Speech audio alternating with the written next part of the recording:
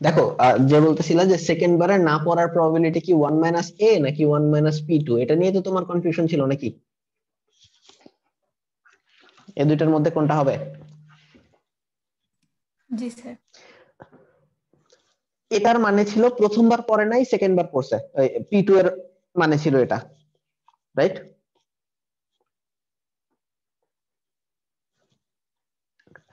এখন তুমি যদি জি এটা স্যার। এখানে বসাইতে চাও, দেখো এই জায়গায় তোমার তোমার চয়েসটা ইন্ডিপেন্ডেন্ট না, এখানে কি অন্য কারোর উপরে ডিপেন্ড করা লাগতেছে যে আগে কি হয়েছে না হয়েছে ওইটার উপরে? আমি এখানে 1 - a দিয়ে ডিফাইন করছি যে প্রথমবার পড়ে নাই। প্রথমবার না পড়ার পরে এখানে যখন আমি আবার আসছি, এখানে কি 1 - p2 দেওয়ার দরকার আছে?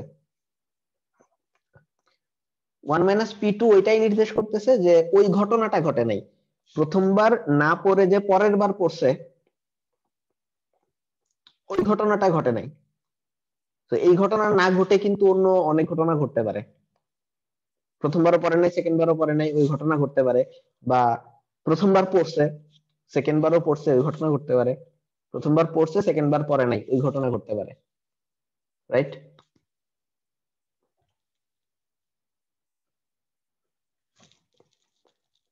তাই না? জি স্যার। সো একে কি এখানে টাইনা লাভ আছে? আমরা প্রত্যেকটা কয়েন ফ্লিপ তো ইন্ডিপেন্ডেন্ট। প্রথমবার ফ্লিপ করছি, পরে নাই, না পড়ার প্রবাবিলিটি কত? এত, 1 - a। তারপরে আমরা দেখতে চাই যে এটা এটাকে সাথে রেখে, যে প্রথমবার পরে নাই এই কন্ডিশনটাকে রেখে তারপরে সেকেন্ড টাইম আমরা কি করতে যেতেছি। তো এই জন্য এখানে ইন্টু দেওয়া হয়েছে। সেকেন্ড বার পড়বে না, কারণ তৃতীয়বার পড়াইতে হবে আর কি। তো সেকেন্ড বারও না পড়ার প্রবাবিলিটি হচ্ছে 1 - a। থার্ড বার পড়ার প্রবাবিলিটি কত? 1 - a। সো p(3) হচ্ছে এটা। বুঝতে পারছো?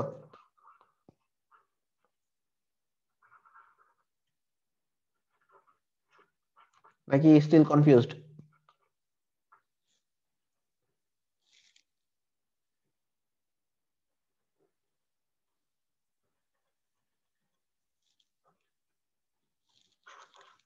কিছু কয় না?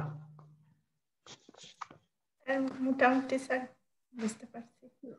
মোটামুটি।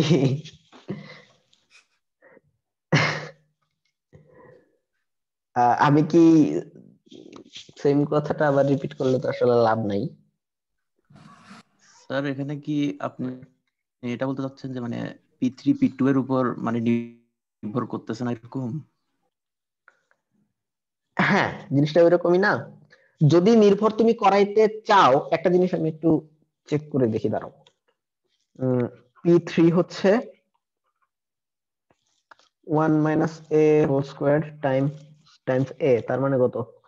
a² minus 2a plus 1 Times a, তার মানে a³ minus 2a² plus a। এটা হচ্ছে p3। p2 হচ্ছে a - a², আর p1 হচ্ছে a। সো p4 কত? এই লজিকে যদি আমরা আগাই, তাহলে p4 হওয়ার কথা কত? প্রথমবারে পড়ে নাই, সেকেন্ড বারে পড়ে নাই, থার্ড বারে পড়ে নাই, ফোর্থ বারে পড়ছে। সো এটা টাইমস a, তার মানে p3 এর সাথে 1 - a গুণ হয়েছে। p3 এর সাথে যদি 1 - a গুণ হয়, তাহলে এখানে আসার কথা a³ minus 2a² plus a, আর মাইনাস a, মাইনাস a⁴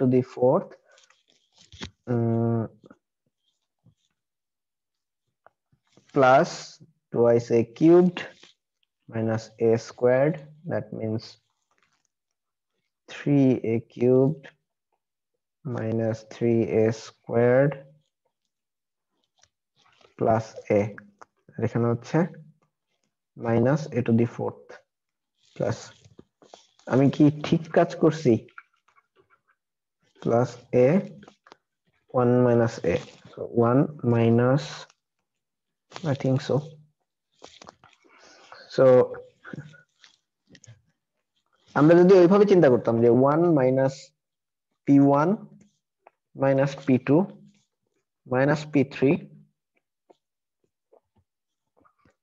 এটা ইনটু a,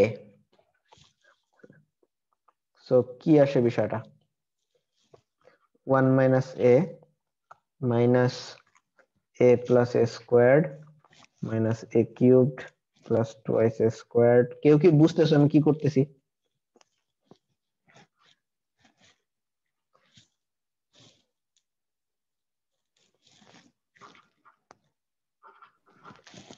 স্যার আপনি অনেক গুণের অপারেশনটা বাদ দিতে চাইতেছেন।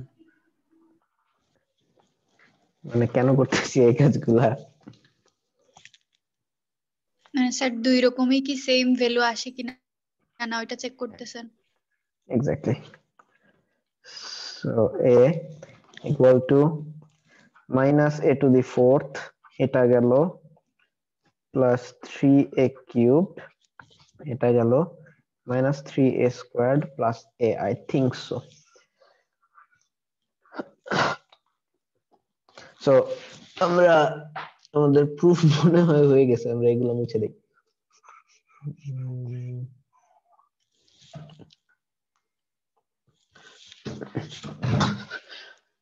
তখন যেটা বলছিলা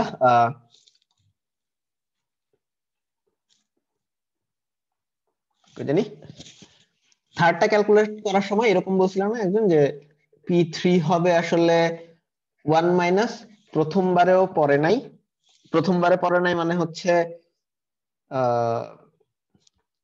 সরি প্রথমবার পড়ছে আগের গুলা বাদ দিয়ে, তারপরে সেকেন্ড বার পড়ছে আগের বার পড়ে নাই, তো এই সবগুলা বাদ দিয়ে তুমি যেটা পাবা এর মানে হচ্ছে আসলে এখনো পর্যন্ত পড়ে নাই, এটার সাথে গুণ করতেছো।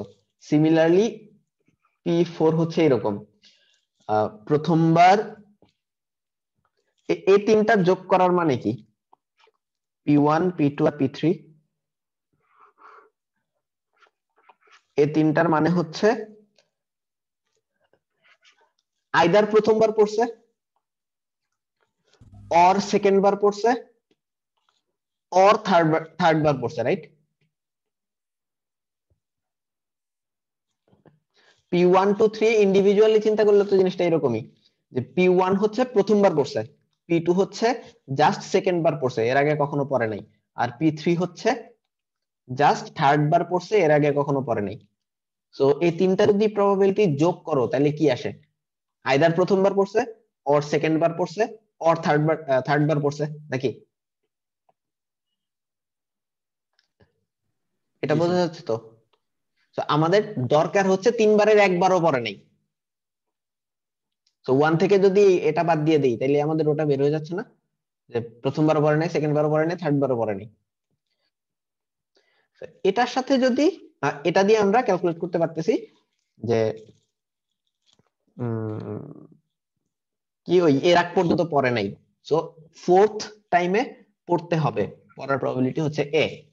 এভাবে আগাইলেও আসলে হচ্ছে কি বলে আমাদের প্রুফ যেটা বলে, বাট সামহাও আমরা ওই আগের গুলোর উপরে এটাকে ডিপেন্ডেন্ট রাখতে চাচ্ছি না আর কি। আমরা এখানে দেখো খুব সুন্দর একটা ফর্ম চলে আসছে না, p4 এ p5 যদি আমরা ক্যালকুলেট করতে চাই প্রথম 4 বার না পড়ার প্রবাবিলিটি হচ্ছে এত, ফিফথ টাইমে পড়ছে। সো p of n মানে হচ্ছে 1 minus a to the n times a। এখানে ইকুয়েশনটা সুন্দর না, এখানে সুন্দর একটা ক্লোজড ফর্মের মতো চলে আসে, এই জন্য জাস্ট আমরা এই কাজগুলা করতেছিলাম। কেন কাজগুলা করতেছিলাম? এই যে সবগুলা ইনফিনিটি পর্যন্ত যদি নেই সবগুলা যোগ করলে সামেশন আসে 1, ওই জিনিসটা একটু আসলেই 1 আসে কিনা একটু প্রুফ করতে চাচ্ছিলাম। সো এই ফর্মে যদি আমরা নিয়ে যাই তাহলে p আমরা যদি এইভাবে লিখি p of n, যেখানে n হচ্ছে কত 1 থেকে ইনফিনিটি, এই সামেশনটা তাহলে কত হবে? p of n মানে কি 1 minus a to the n times a, right?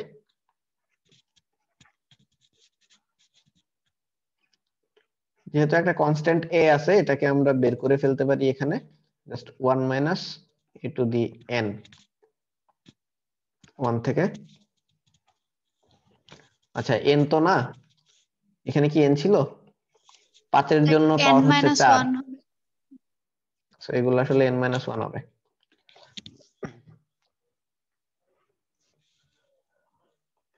So এই সামেশনটা কি রকম? এই চেহারাটা কি পরিচিত লাগে?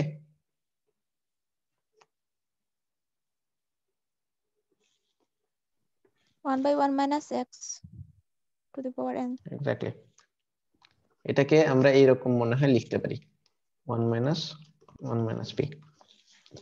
দেখো এই সামেশনটা মানে কি, এই 1 minus a কে যদি তুমি r ধরো, এটার মানে কি এরকম না যে r to the 0 plus r to the 1 plus r squared plus r cubed plus r to the 4th, এরকম করতে করতে ইনফিনিটি পর্যন্ত না? n এর মান যখন 1, এটা যদি r হয় r to the 0, তারপরে r to the 1 2 3 4, এরকম না?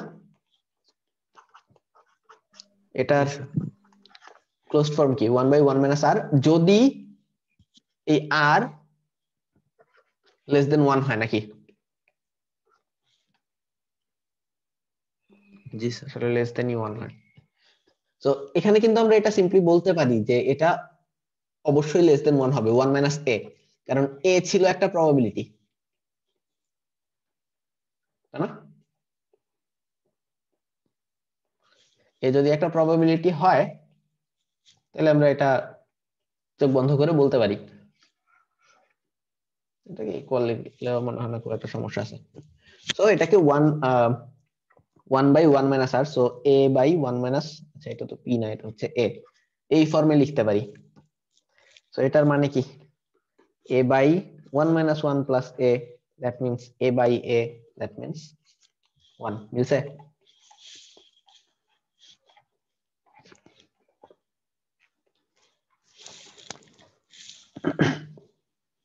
হুম, কিন্তু স্যার আমাদের এখানে তো শুধু n না, n minus 1 আছে স্যার। 1 by 1 minus a একটা এক্সট্রা থাকবে না? এরে ভাই, এই জিনিস যাইতেছে কত পর্যন্ত? ইনফিনিটি মাইনাস 1 পর্যন্ত। সো এই একটা a1 যদি স্যাক্রিফাইস করতে না পারো, তাহলে ইনফিনিটি বসা লাভ হলো কি? জি স্যার, বুঝছি। তো আমার মনে হয় না এটাকে ইনফিনিটি ধরে নিতে খুব একটা কষ্ট পাইতে হবে আর কি।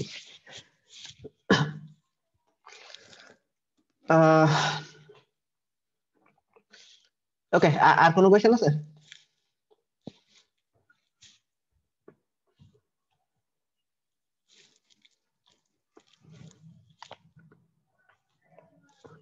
নাই?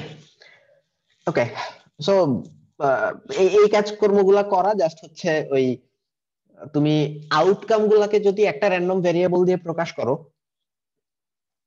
এবং ওই ভেরিয়েবলের যে ডোমেইন, ওদের প্রত্যেককে একটা করে প্রবাবিলিটি অ্যাসাইন করো বলতে ওদের প্রত্যেকটা ঘটনা ঘটার তো একটা করে প্রবাবিলিটি আছে আসলে। তো ওই প্রবাবিলিটি যোগ করলেও, ওইগুলি যোগ করলেও যে 1 আসে, ওটা জাস্ট একটু ম্যাথমেটিক্যালি দেখার চেষ্টা করা আর কি, আর কিছু না। এবার আর ছোট্ট দুইটা জিনিস টাচ করে শেষ করে দিব। এই র্যান্ডম ভেরিয়েবল নিয়ে কথা বলতেছিলাম আমরা। র্যান্ডম ভেরিয়েবল হয় প্রধানত দুই ধরনের, একটা হচ্ছে ডিসক্রিট, একটা হচ্ছে কন্টিনিউয়াস। তোমরাই বলো ডিসক্রিট কারা, কন্টিনিউয়াস কারা? এই যে এতক্ষণ যাদের নিয়ে কাজকর্ম করছি তারা কি ছিল? ডিসক্রিট। কেন ডিসক্রিট?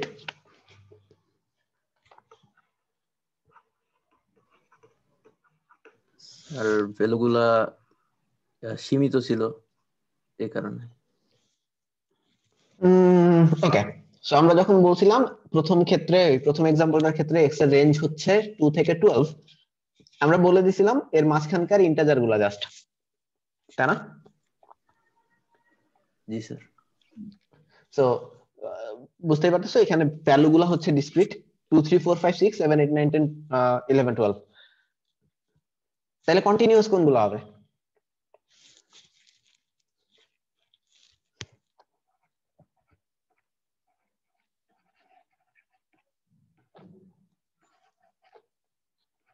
যে টাইপের জিনিসপত্র নিয়ে কাজ করলে আসলে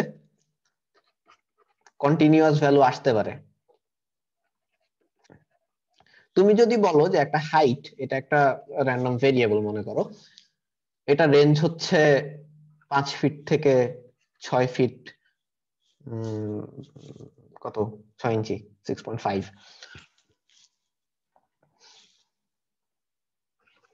সো এটা কি মিন করবে? হাইট এর মধ্যে কি কি হইতে পারে? স্যার অসংখ্য হইতে পারে। তো তুমি ওই যে আমরা তো রাউন্ড করি, ধরো 5 ফিট 5.199999999 এরকম, বাট এটা তো আমরা কাউন্ট করবো না, আমরা এটাকে 2 করবো। বাট আলটিমেটলি অ্যাকচুয়ালি হাইট যদি তুমি ক্যালকুলেট করতে যাও, এটা একটা কন্টিনিউয়াস ফাংশনের মতো হবে আর কি, কারণ তার হাইট যে কোনো কিছুই হইতে পারে এই রেঞ্জের মধ্যে, যদি আমরা রেঞ্জ বলে দিই। সো এই টাইপের ভেরিয়েবল নিয়ে যদি আমরা কাজ করি, সেগুলো হচ্ছে কন্টিনিউয়াস এর মধ্যে পড়ে। আহ এই আর ডিসক্রিট কি তো বুঝলাই।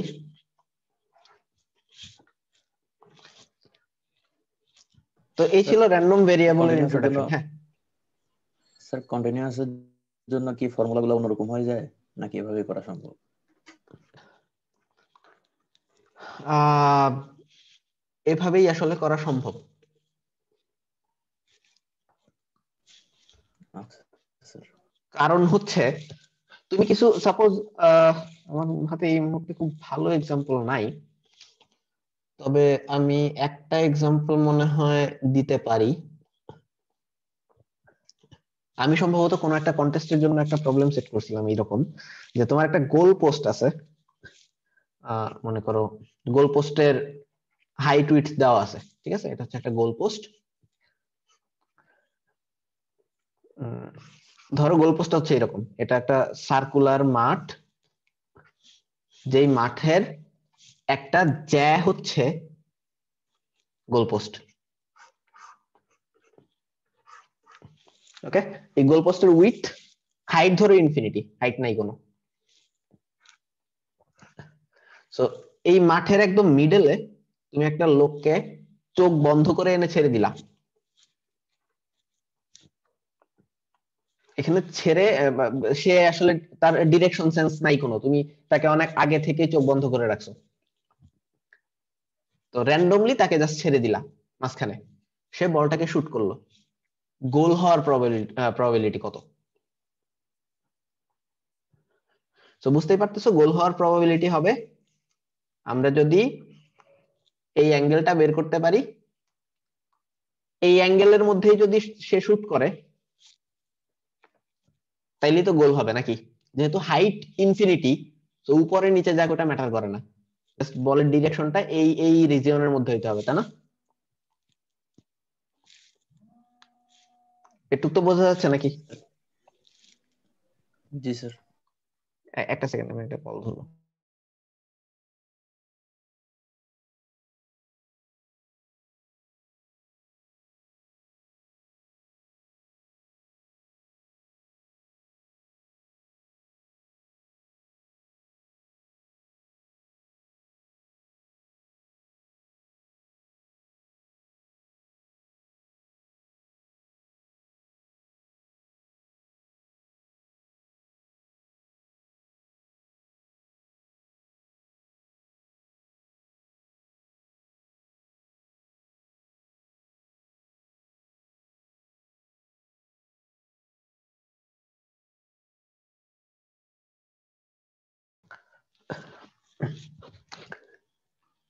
এই তোমরা কি চিন্তা করছো এর মধ্যে? বলো তো এটার প্রবাবিলিটি কত হবে?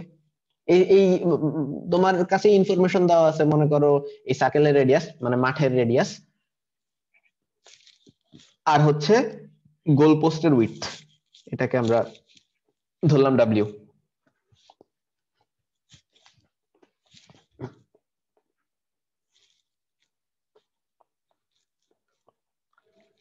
কেউ একজন বলো যে এটার প্রবাবিলিটি এক্স্যাক্টলি ক্যালকুলেট করে বলতে হবে না, কনসেপ্টটা বলো কিভাবে আমরা ক্যালকুলেট করতে পারি।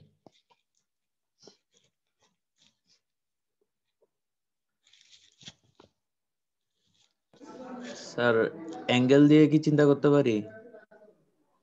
হ্যাঁ করতে পারো, কিভাবে চিন্তা করবা? আম,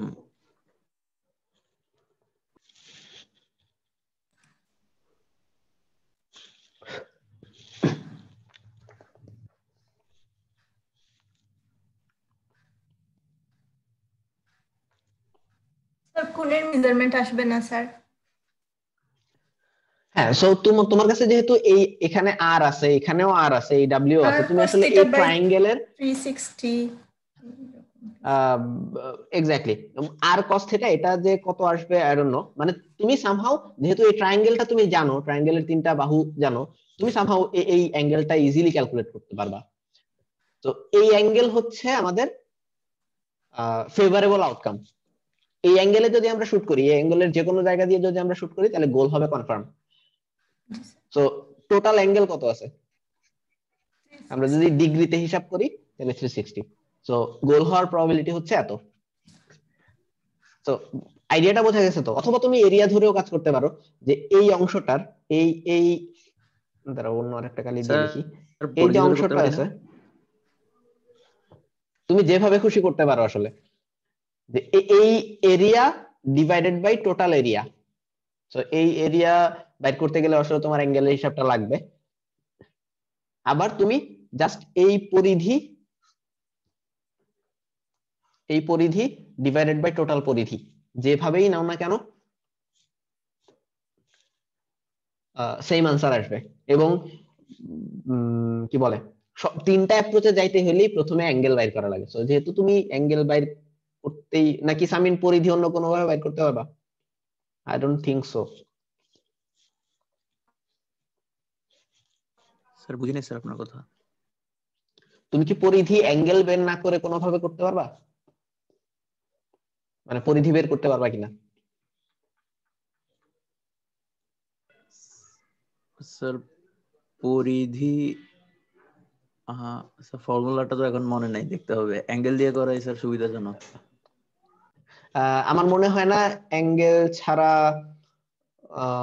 কোনোভাবে করতে পারবা। করতে গেলেও তোমাকে হয়তো এই যে এটার উপরে ডিপেন্ড করে, এই জ্যাটার গোলপোস্টের উইডথের উপরে ডিপেন্ড করে হয়তো কোনোভাবে এটার সাথে পরিধিটা ম্যাচ করাইতে হবে, যেটার জন্য তোমার আসলে অ্যাঙ্গেলটা কোনোভাবে লাগবে। তো যেটাই করতে যাও আমার ধারণা আর কি, যে অ্যাঙ্গেল প্রথমে বের করতেই হবে। সো অ্যাঙ্গেল যেহেতু বের করতে হবে, সো জাস্ট অ্যাঙ্গেলের রেশিওটা নাও তাইলেই হইতেছে। জি স্যার। যাক, আমার পয়েন্ট যেটা ছিল এটার সলিউশনটা বোঝা গেছে তো? এখন আমার পয়েন্ট যেটা ছিল, পয়েন্টটা হচ্ছে ওই সামিনের ওই প্রশ্নের অ্যান্সার দিতে গিয়ে আমি এটা বলতেছিলাম, আমার মনে হয় সামিন তুমি তোমার অ্যান্সারটা পাইছো। এখানে অ্যাঙ্গেলটা কিন্তু কন্টিনিউয়াস একটা ফাংশন। জি sir. So somehow concept similar রেখেই, সিমিলার ফর্মুলা ইউজ করেই তুমি প্রবাবিলিটি বের করতে পারবা, ম্যাটার করে না আসলে। ওকে,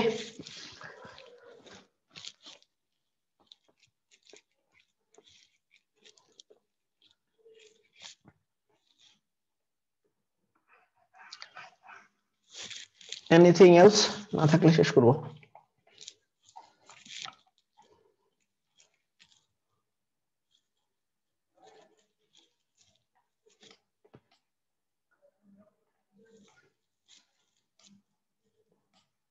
নাই?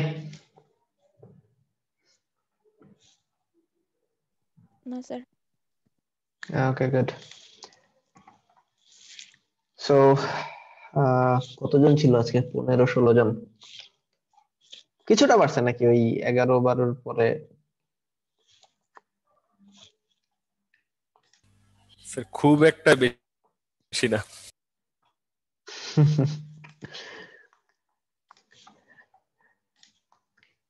এই ভিউটা জানি কেমনে নেয়, এটার ফুল ভিউটা।